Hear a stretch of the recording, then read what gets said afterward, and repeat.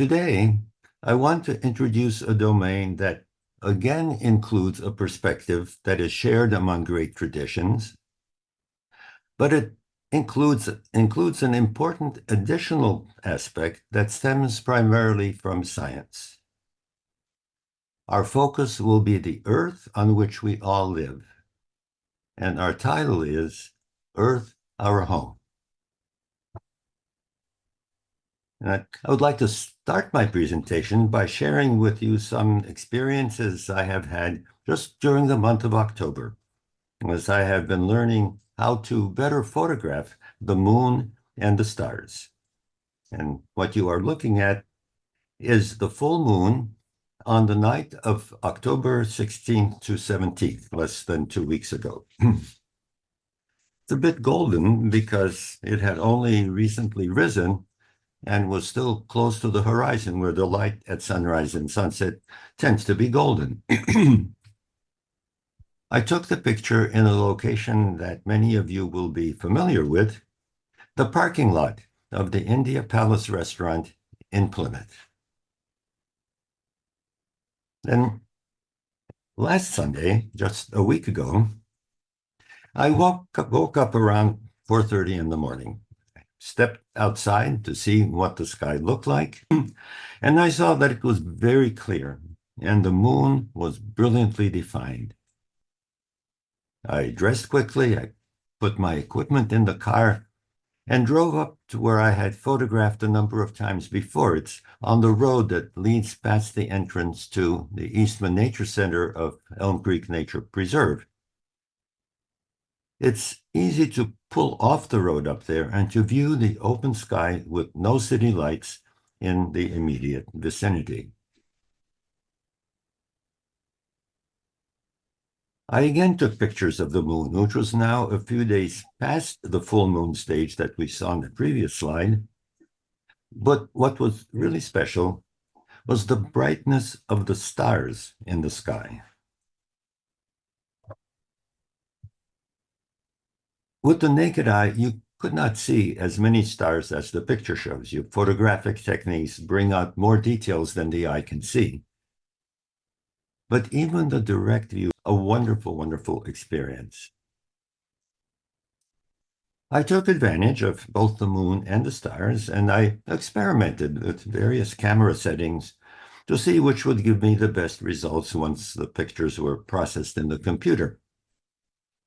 And in this way, time passed. After a while, the horizon on the side opposite the moon started to glow.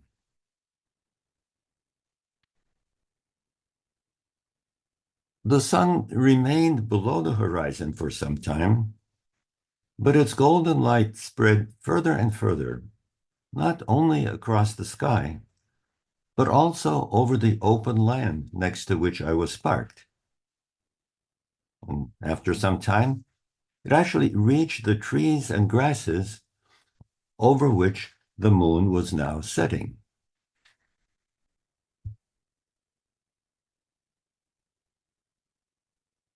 As the sun continued to rise, the golden colors faded to more ordinary sunlight, packed my equipment, and I headed home. That's what actually happened a week ago.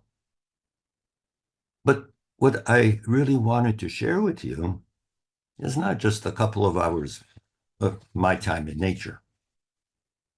Rather, I want to highlight where the wonderful things that I was able to see, and at least to some extent capture in my camera, took my inner state. And I believe that had we been there together, many of you would have had similar experiences. So look again at the moon. Does not the moon draw your attention to itself? You can see that it is still close to being full.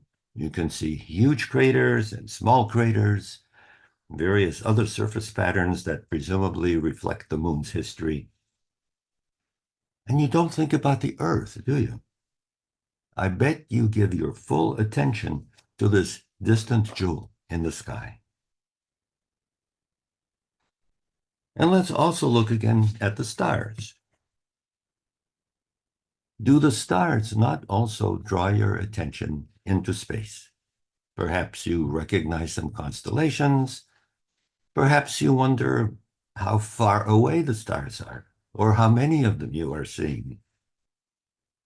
Perhaps you remember that many objects that we automatically call stars are actually galaxies, each with hundreds of billions of stars within them. Perhaps the enormity of the universe begins to manifest within your awareness. These are wonderful experiences, aren't they? They draw you out into the vastness of the universe. And perhaps they also remind you of the basic teaching of Hinduism, that everything that exists is a manifestation of Brahman, and therefore everything is divine. Experiences like this are treasures, but there is something notable about them. Where is our Earth? Hasn't it rather escaped our attention? Even when our hearts were warmed by the magnificently glowing trees, did we think at all about our Earth? The sun, perhaps, yes, it was the source of the glow that drew us so powerfully. The trees were beautiful, each a different shape and color, and it was a glorious view, and extra special because it only lasted a few minutes. But did anything about it prompt us to think about Earth? Earth as an entity, like the moon is an entity? Earth as our home, the home we live on for all of our bodily lives? I, at least, was drawn entirely by the moon and stars, and I don't remember having a single thought about Earth as an entity, let alone my home, during the nearly 2 hours I spent outside that morning. Taking Earth rather for granted, appreciating its beauties, but not really experiencing it as our home, is pretty typical, especially in the modern world. But it does not represent everyone. In my perception, and this may surprise you, the greatest early force urging us to take this, to change this take it for granted attitude was the experiences and the words of the astronauts of the Apollo program. And let me explain why I believe this. Here again is the full moon, just like we saw on the first slide, but this time it's high up in the sky and therefore not golden. On this same photograph, I have marked the landing areas of 3 of the 6 Apollo missions that actually landed on the surface of the moon between 1969 and 1972. Apollo 11, on the right, was the first, and the landing was relayed by video to audiences around the world. And I remember the scene very, very vividly. Our family had arrived in Seattle only a few weeks before. All 4 of us watched the landing on this tiny black and white TV set in the bedroom of a very modest temporary housing provided to us by the University of Washington. Our Tirupati-born daughter, Rachel Sushila, was not quite 4 years old. And our younger daughter, Tanya, was less than 2 as Neil Armstrong descended onto the moon's surface. The great majority of astronauts who experienced seeing our Earth from a distance were stunned by the view and amazed that the experience gave them a whole new sense of Earth as home. They talked and wrote about it a great deal, and their words circulated widely.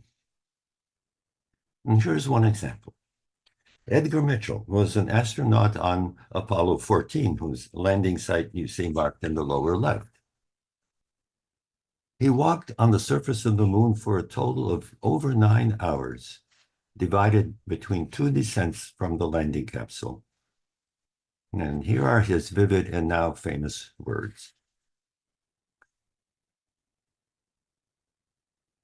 Suddenly, from behind the rim of the moon, in long, slow-motion moments of immense majesty, there emerges a sparkling blue and white jewel, a light, delicate sky blue sphere laced with slowly swirling veils of white, rising gradually like a small pearl in a thick sea of black mystery. It takes more than a moment to fully realize this is Earth, home.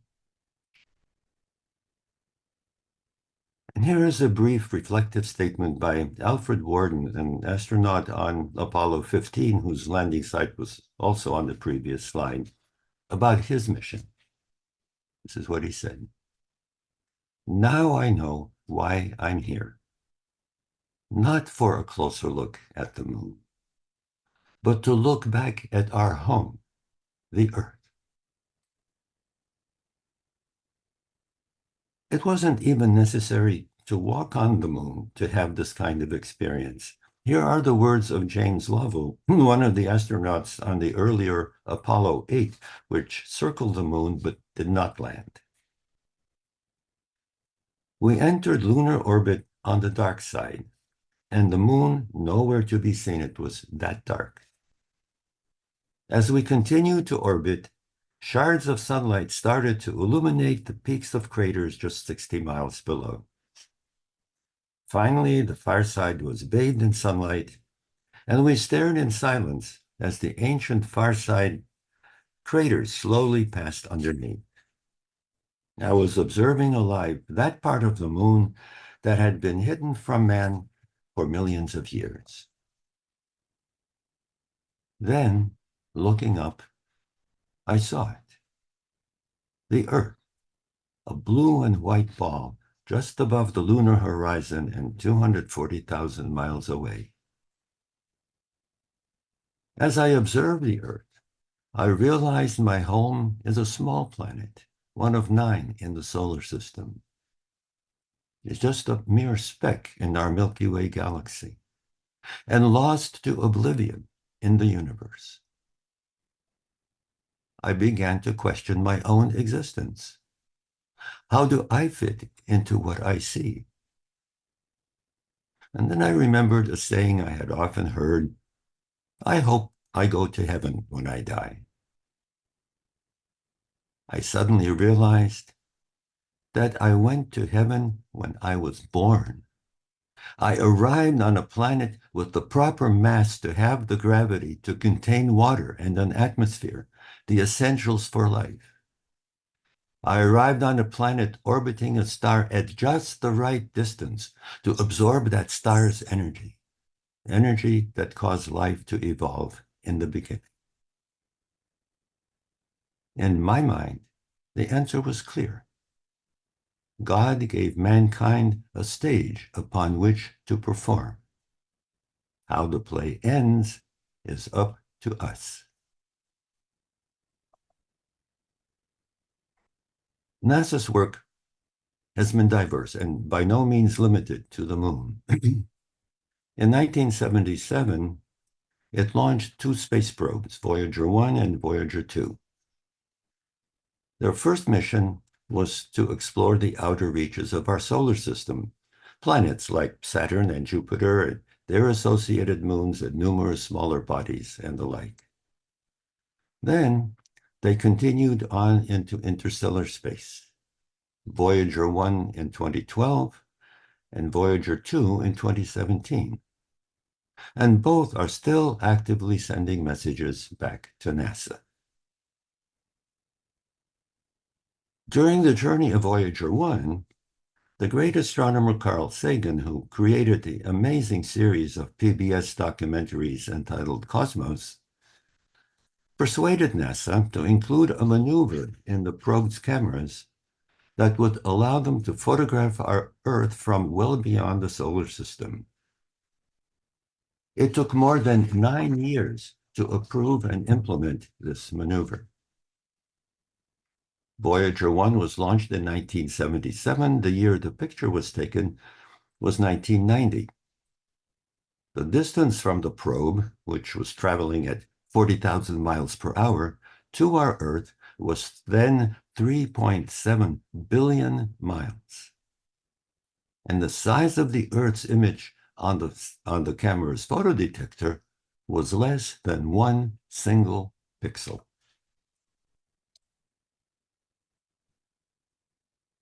That picture proved to be a landmark.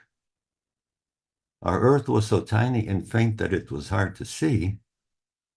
And in addition, it was caught within a light streak that isn't anything astronomical. It is an artifact resulting from the glare of sunlight reflecting off surfaces on the camera and on its sunshade. Nevertheless, Earth was unambiguously there. Sagan gave it the name Pale Blue Dot. And here's what he wrote about it in a book he published a few years later, in 1994, under the name Pale Blue Dot. We succeeded in taking that picture, the one we're looking at. And if you look at it, you see a dot. That's here. That's home. That's us. On it, everyone you ever heard of, every human being who ever lived out their lives. The aggregate of all our joys and sufferings, thousands of confident religions, ideologies, and economic doctrines, every hunter and forager, every hero and coward, every hunter and every creator and destroyer of civilizations, every king and peasant, every young couple in love, every hopeful child, every mother and father, every saint and sinner in the history of our species lived there on a mote of dust, suspended in a sunbeam. It's a reminder of how Earth is our home for the entirety of our life. Especially with the realizations brought to us by the astronauts, should we not be grateful for our Earth? Not take Earth for granted, but be grateful for it and take the best possible care of it. The great spiritual traditions have for millennia nurtured gratitude for our Earth's gifts. Native American traditions are prominent in this regard, and a vivid example is presented by Robin Wall Kimmerer in her evocative book, Braiding Sweetgrass. Kimmerer is a distinguished plant ecologist who is also imbued with the ancient wisdom of her own people, the Potawatomi. The subtitle of Braiding Sweetgrass expresses the foundation from which she works and teaches. That subtitle is Indigenous Wisdom, Scientific Knowledge, and the Teaching of Plants. Yeah, you learn from the things you study. In this book, she presents and explores a particularly widely used version of a great text, the Thanksgiving address of the Onondaga people. This is recited on many occasions and often by children, part of their growing up. In the story that Kimmerer tells, it is being recited in an elementary school in place of the usual Pledge of Allegiance. All the students come together, and the classes take turns in serving as a reciting group. And here is Kimmerer's description. Today, it is the third grade's turn. There are only 11 of them, and they do their best to start together, giggling a little, nudging the ones who just stare at the floor. Their little faces are screwed up with concentration, and they glance at their teacher for prompts when they stumble with the words. In their own language, not in English, their own native language, they say the words they've heard nearly every day of their lives. Today we have gathered, and when we look upon the faces around us, we see that the cycles of life continue. We have been given the duty to live in balance and harmony with each other and all living things. So let us now bring our minds together as one, as we give greetings and thanks to each other as people. Now our minds are one. There is a pause, and the kids who are listening to the recitation murmur their assent. Then it continues. We are thankful to our mother, the earth, for she gives us everything we need for life. She even supports our feet as we walk about upon her. It gives us joy that she still continues to care for us, just as she has since the beginning of time. To our mother, we send thanksgiving, love, and respect. Now our minds are one. Two little girls step forward with arms linked and take up the words again. We give thanks to all of the waters of the world for providing strength and nurturing life for all beings. We know its power in many forms: waterfalls and rain, mists and streams, rivers and oceans, snow and ice. We are grateful that the waters are still here and meeting their responsibility to the rest of creation. Can we agree that water is important to our lives and bring our minds together as one to send greetings and thanks to water? Water, now our minds are one. Recitation starts with water. Then come the plants in general, and the berries, and food plants in general, and medicinal plants, and trees, and animal life, and birds, and the winds, and thunder and lightning, and brother sun, and grandmother moon, and the stars, and the teachers, all in detail. Then the Thanksgiving address addresses the Creator. We now turn our thoughts to the Creator or Great Spirit and send greetings and thanks for all the gifts of creation. Everything we need to live a good life is here on Mother Earth. For all the love that is still around us, we gather our minds together as one and send our choicest words of greeting and thanks to the Creator. Now our minds are one. And I want to close our look at Native traditions with some crucial words of Kim Hers. She describes the Thanksgiving address as first and foremost the credo of a culture of gratitude. But what, she asks, what is the full meaning of gratitude? Cultures of gratitude must also be cultures of reciprocity.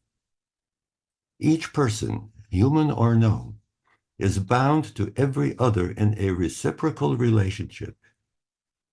Just as all beings have a duty to me, I have a duty to them.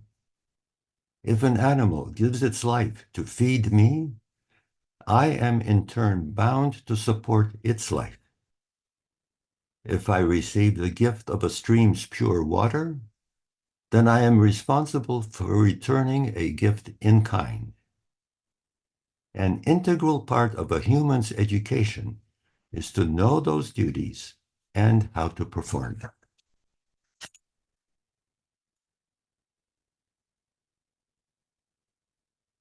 Let us now turn to Christianity. A very famous and influential piece of writing in Christian tradition that has a spirit and even a sequence closely related to the Thanksgiving address is the Canticle to the Sun, written by St. Francis of Assisi in the year 1225. It is a hymn of praise and gratitude to the Lord, in which St. Francis's feelings of gratitude are expressed through the parts of creation that make our human life possible. Praised be you, my Lord, with all your creatures. And creatures here means things that the Lord created, not just living things. Especially brother sun, who is the day, and through whom you give us light. Praised be you, my Lord, through sister moon and the stars. In heaven you formed them, clear and precious and beautiful. And brother wind, and sister water, and brother fire, and mother earth. Praised be you, my Lord, through sister mother earth, who sustains us and governs us, and who produces varied fruits with colored flowers and also herbs. Praise and bless my Lord, and give him thanks, and serve him with great humility. Amen.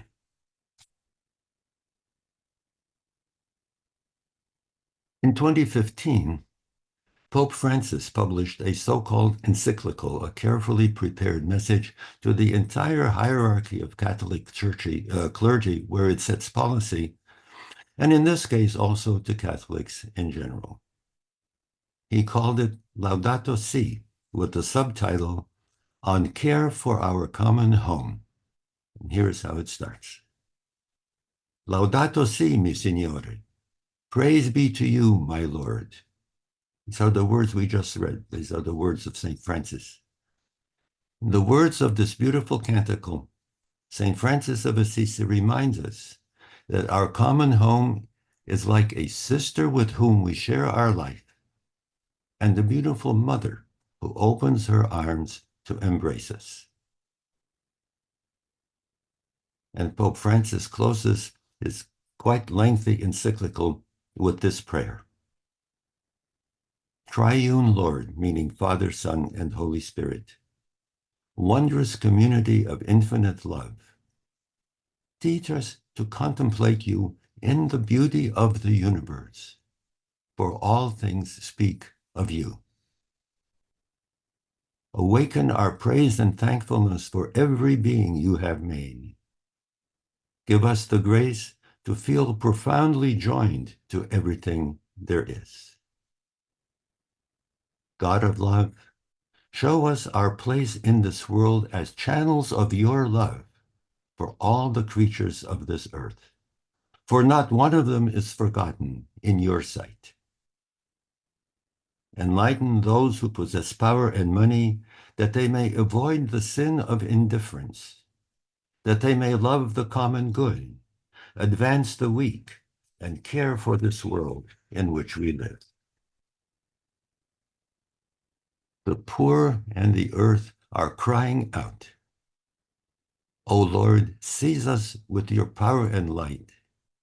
Help us to protect all life, to prepare for a better future, for the coming of your kingdom of justice, peace, love, and beauty. Praise be to you. Amen.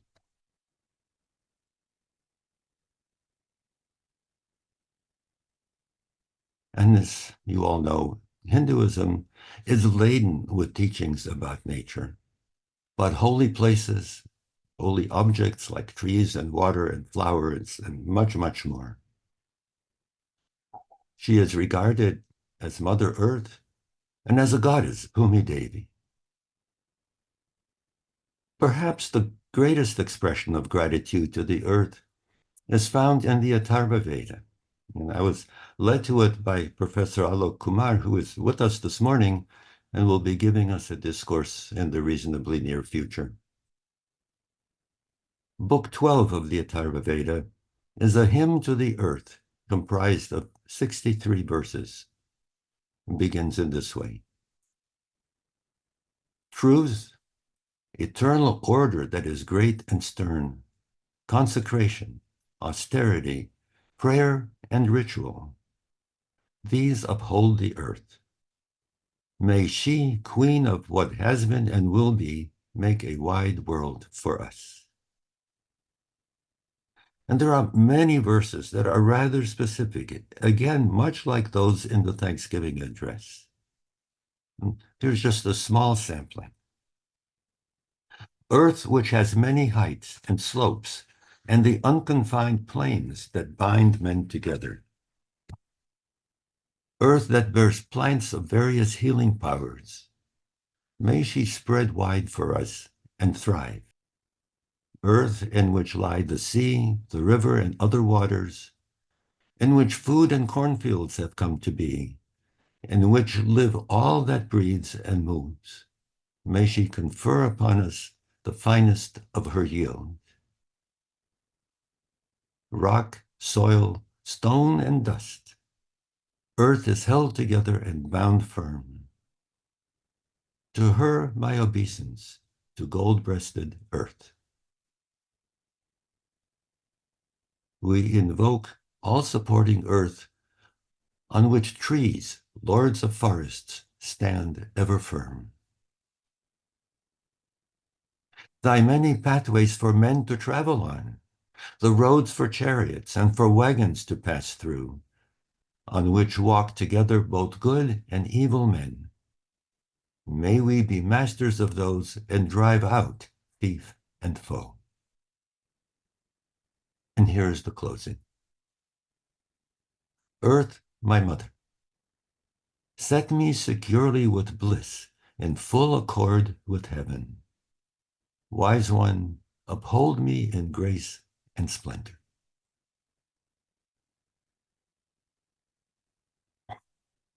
Let us look back now. All the hymns and prayers we have read, no matter what the tradition, speak of earth as mother and shower thanks and blessings upon her and link her with the divine. And some, though not all, also strongly emphasize care for the earth.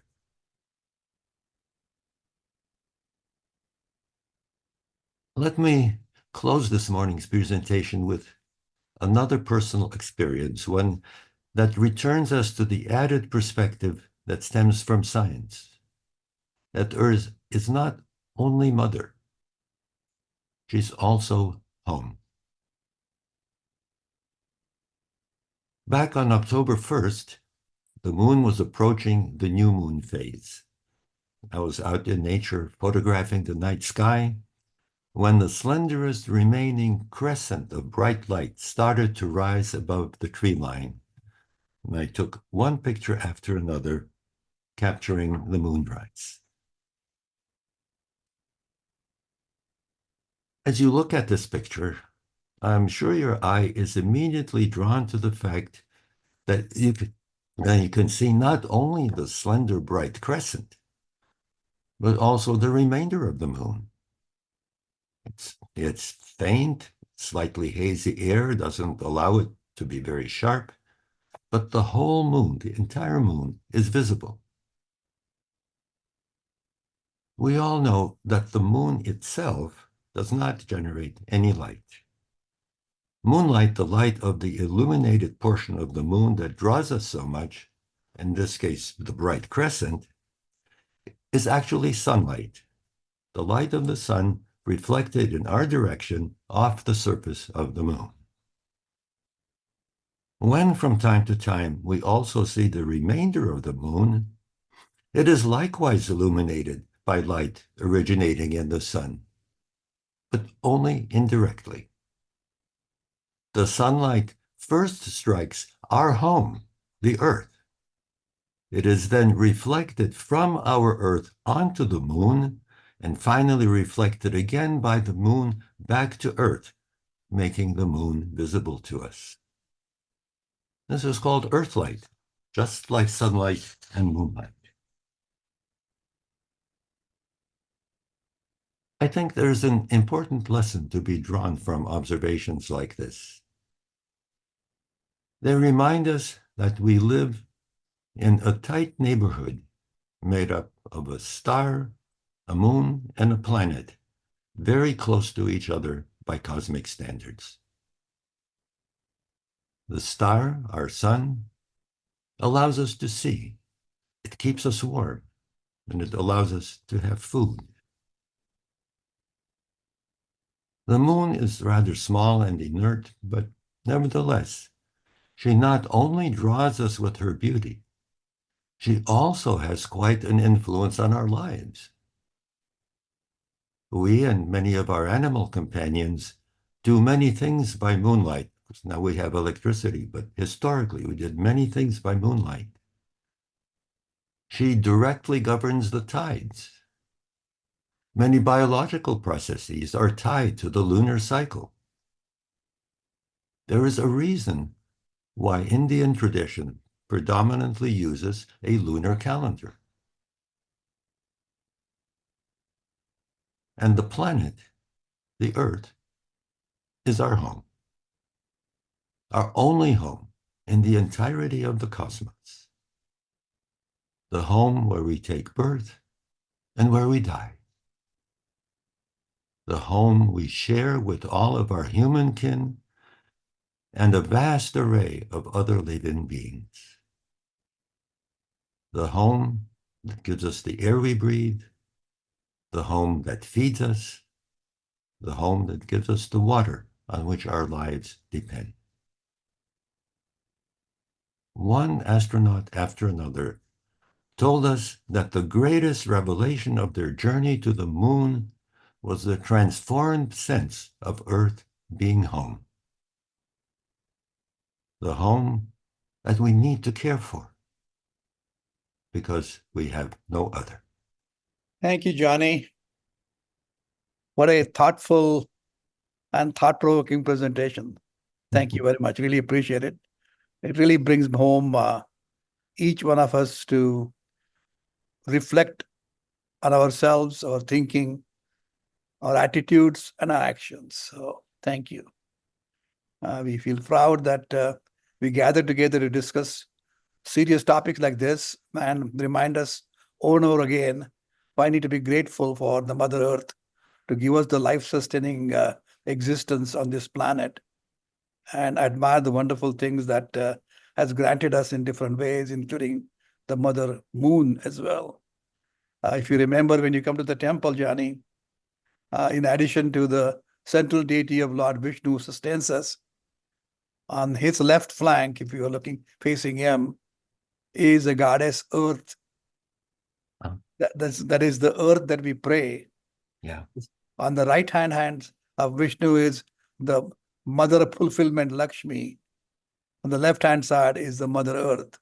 Mm-hmm. A typical prayer that a Hindu sings when he gets up from the bed, asking forgiveness from Mother Earth from stepping on her. Yeah. The prayer goes like this. Samudravasane Devi Parvatastana Mandale Vishnupatni Namastubhyam Padasparsha Kshamasvame. O Mother Earth, you live in the ocean, Samudravasane Devi, and you've been bestowed with beautiful mountains and rivers, Parvatas Stanamandale. Vishnupati, you are the consort of Lord Vishnu who sustains us, Vishnupati. Please forgive me that I'm stepping on you, without which I cannot help serve others. So first prayer that you sing as you get up from your bed is asking the forgiveness from the Mother Earth for stepping on her. And I have many times told our devotees is that don't worry about stepping on the mother's chest. When you step as a baby on the mother's chest, what does the mother do? Hugs you closer to her heart. So as long as you maintain that degree of reverence to Mother Earth and take care of her, support her, sustain her, and keep it just as healthy as she was when we were born, if not better, I think then we are doing our duty. So thank you again. A brilliant presentation. Thank you. Thank you so much, Shashi. I was hoping that you would tell us more in just the way that you did. I just really appreciate that. I would love to hear Alok what he has to say about it. He is Uh, the one who made good observations from Atharva Veda, one of the later part of Vedas, which are so illustrative in many ways, including some key Upanishads that come from Mundak, Mandukya, Ganpati, and Prashna and whatnot. So, Alok, I would love to hear from you. Um, Thank you. I hope you can listen to me now. Um, I have to say that I was totally spellbound with the thoughts that Johnny shared. And the most important that I liked, and that's what I have gained from this uh, lecture, is that we came to heaven when we were born. Uh, the thought that one astronaut shared. Mhm. I never thought of that, before. And the more I'm thinking about it, it's so profound. And thank you for sharing that. And I'm going to use that someday in some lecture. Uh, uh, Yeah. Yes, I was really struck when I saw that passage. Yeah. It certainly never crossed my mind until his words. Yeah. I have a question, if all the religions, they share, their reverence to Mother Earth, but our actions are not like that. And how it has happened, I wonder about it. Mhm. Well, I think we all wonder about that. There is an explanation that has circulated widely in relation to Christianity, and that is that uh, as European science was starting to grow and likewise sort of paving the way to the Industrial Revolution, one of those early leaders, Francis Bacon, publicized an interpretation of the creation story in Genesis that rests on an expression that apparently is there. I don't know to what extent it depends on the translation, but it's often cited that God created what is on the earth to be of service to us humans. That passage has been the subject of huge debates, as you can well imagine. But Bacon put forward that interpretation, and it spread widely. And the understanding was that yes, we are supposed to take care of the earth, but we do it in a way that is supported by the earth. So what's on the earth is in our service, in our attempts to do the will of the divine. Well, then you do not place the earth first. You place your own activities first. And it has been argued that this was it's kind of a dominant motivation within Christianity for maybe 150 years, something like that. I don't think it is anything like the dominant perception nowadays. In fact, there's a very strong movement within Christianity that's called creation care. And you heard the words of Pope Francis, and everywhere you turn, Christian denominations are speaking up in a strong way in the combination of caring for the earth and caring for all humans, no matter what their origins.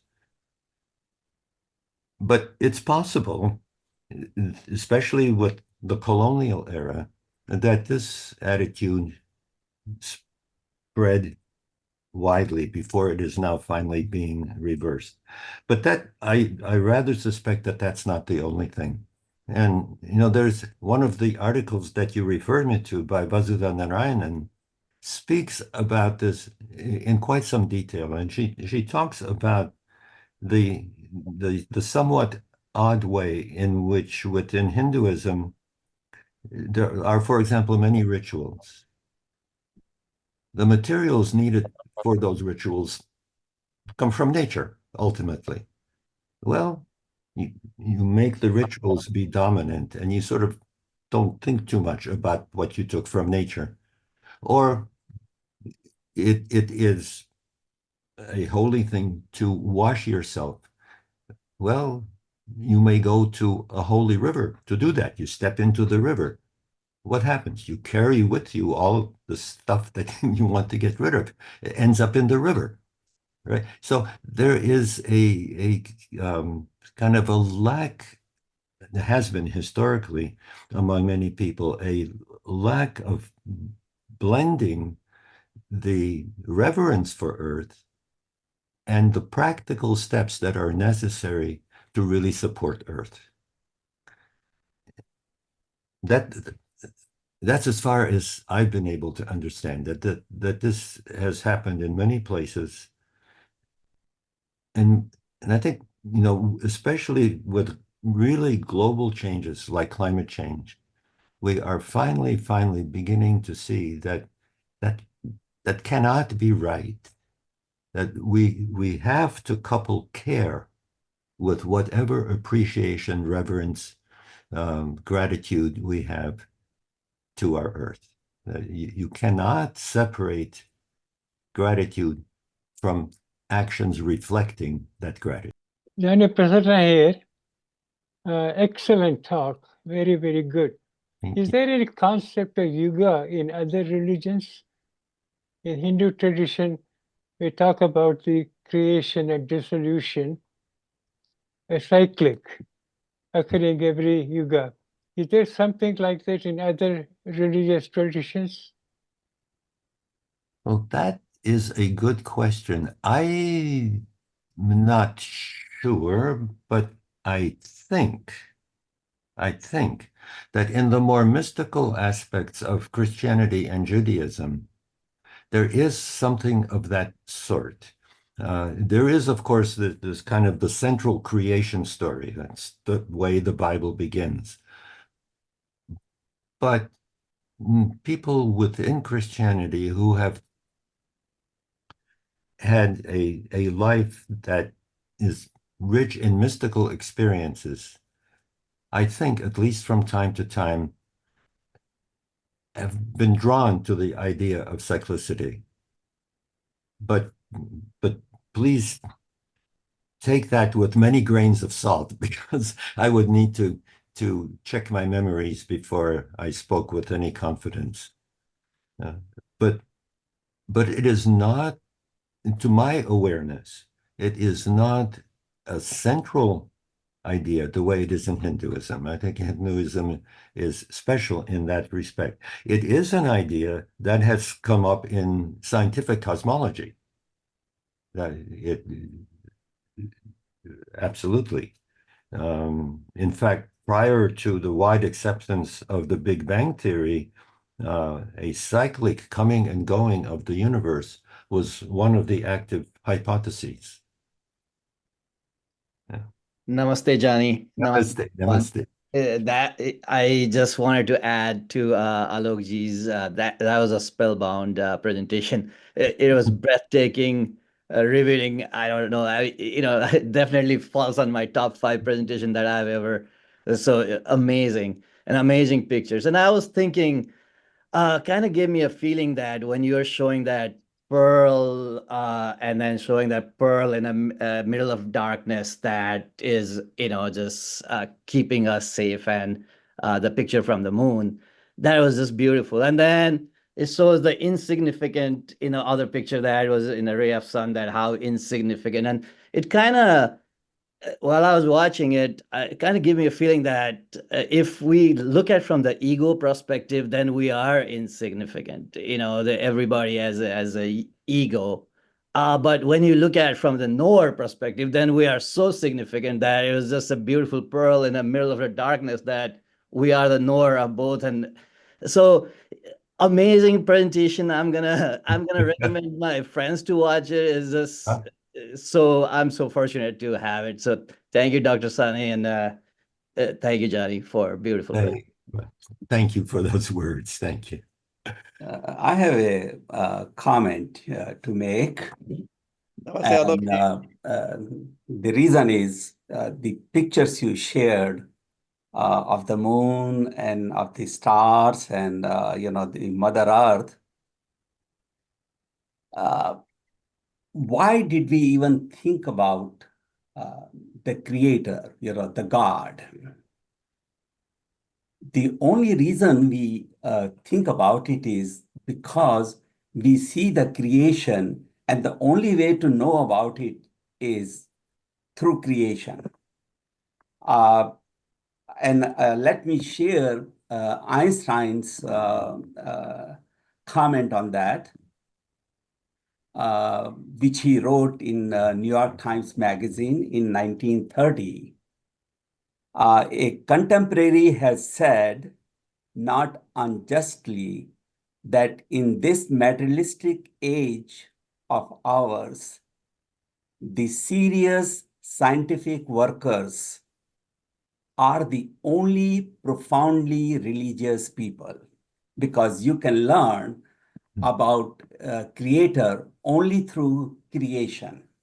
And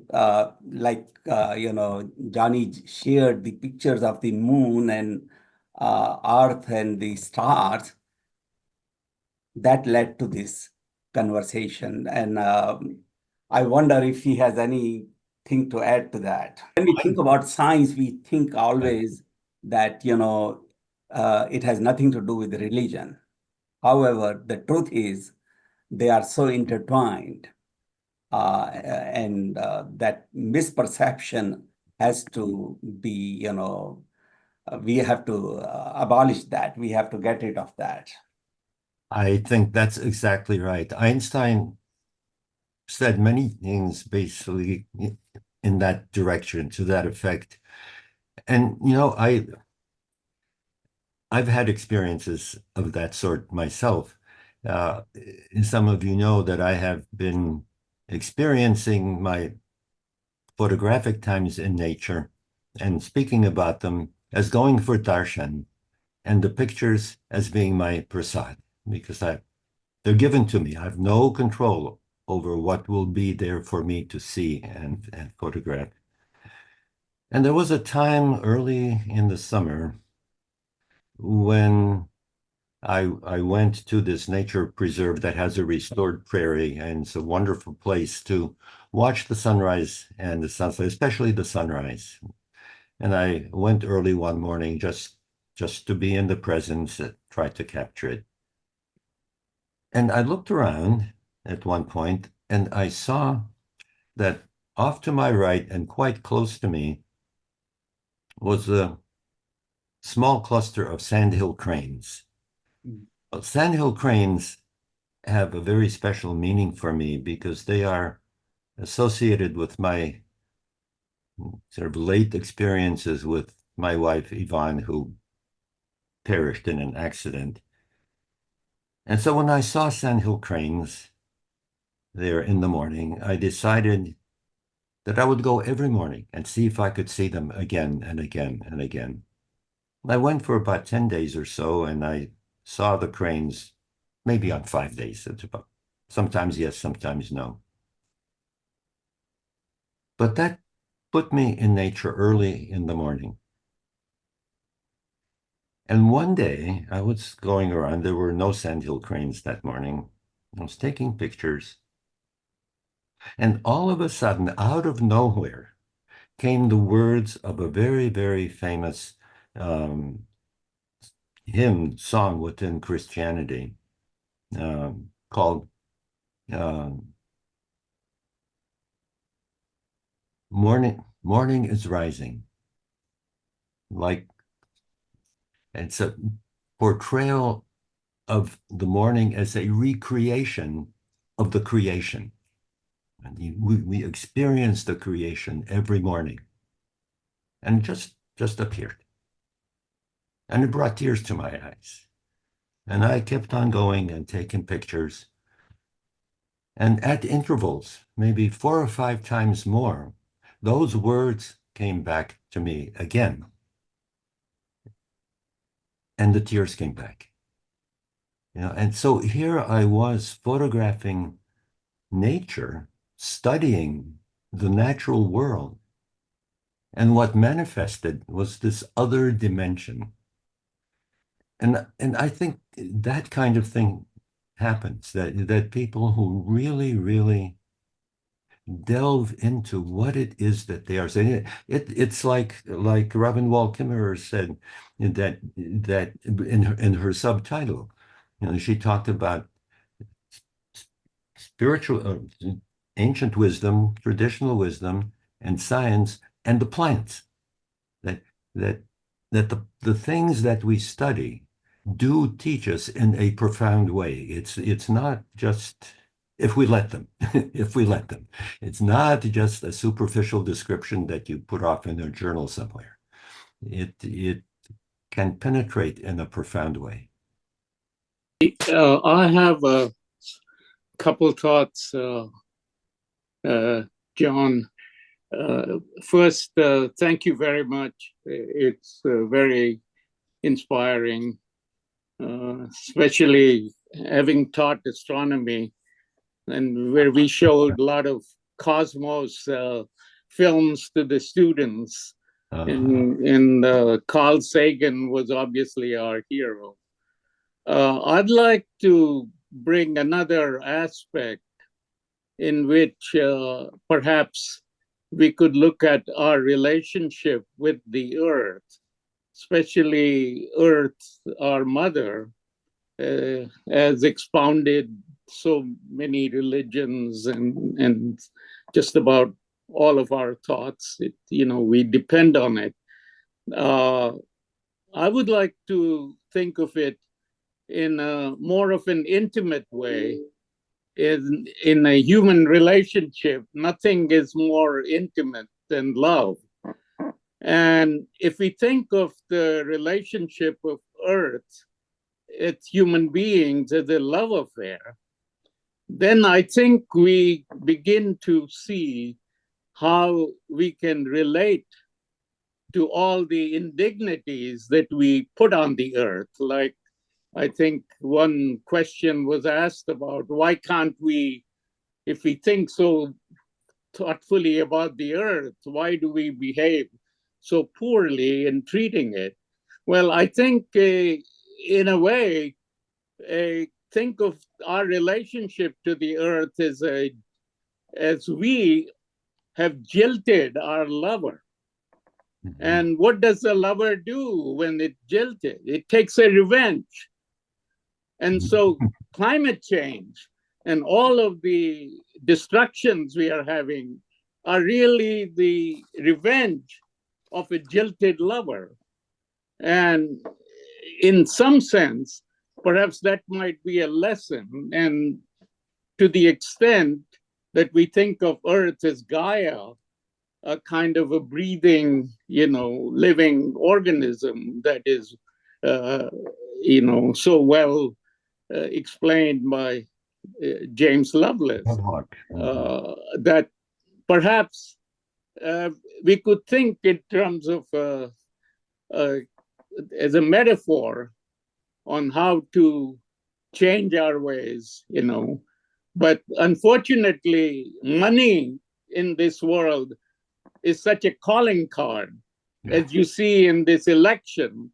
One of our candidates is doing all these transactional relationships. Give me $1 billion and I'll let you plumb as much of the oil and coal and gas that you want. That kind of treatment that we do in our behavior, it is not good for our mother. We are actually killing our mother. So I would just like to bring that perspective to, nothing to take away from what you said, just add another dimensions to it. Thank you again. Thank you. I think this is a wonderful added way of looking at the relationship. Yeah, the love relationship. Donjit, thank you very much for wonderful presentation. One thing I feel is both the reverence and the scientific, practically doing good is necessary, because science without reverence is also causing a lot of pollution, because then we think of it as something to use and throw, and just make money out of it. I mean, taking a bath in the river, washing our dirt doesn't make it as dirty as all the factories Oh, yeah. putting the chemicals and making it unusable. Yeah. And there are many people who are doing exactly that. I read a very interesting interview with one of the leading climate scientists, Catherine Hayhoe, not long ago. She is a very, very um, outspoken Christian, and she was interviewed in a way that where one of the leading questions was, "Why did you ever start to study climate science?" And her response was very interesting. She said, my father was a science teacher and also a minister. So I grew up with that combination. And my initial interest was astrophysics. And I started studying astrophysics. And one time I had a space in my curriculum, so I decided to take a course on climate change. It was there, and I thought it would be interesting. And when I took that course, I realized for the first time that climate change caused by us has a profound social and human effect around the globe. It basically damages, even you might say punishes people around the globe because of what we are doing. And the Bible teaches us to care for each other. She didn't use these particular words, but it's often said that the famous 10 Commandments of the Old Testament, thou shalt not this and that and the other, are replaced in the New Testament, in the part of the Bible that deals with the life and teachings of Jesus, by just 2 commandments. Love God and love and serve your neighbor. Just those 2. And she said, when I look at what we have done to the planet with respect to climate, we have done exactly the opposite of what God teaches us to do. Instead of loving and serving our neighbors, we are damaging our neighbors. And for this reason, she was driven into climate change and has been an outstanding climate change scientist and a very vocal one in presenting the importance of dealing with climate change on a global level. And she said very explicitly in that interview that her motivation came from her religion, not from the science. The science is the means, but what was behind it, what pulled her into this lifelong activity was her religion. So that's not a unique case, I'm sure. And as I said before, I think it's the case in just about every tradition that voices are being raised in the direction of caring for the earth. I think it's true in every tradition. Mother- Johnny, I'll leave with one statement supposedly attributed to Albert Einstein. Science without religion is lame. Religion without science is blind.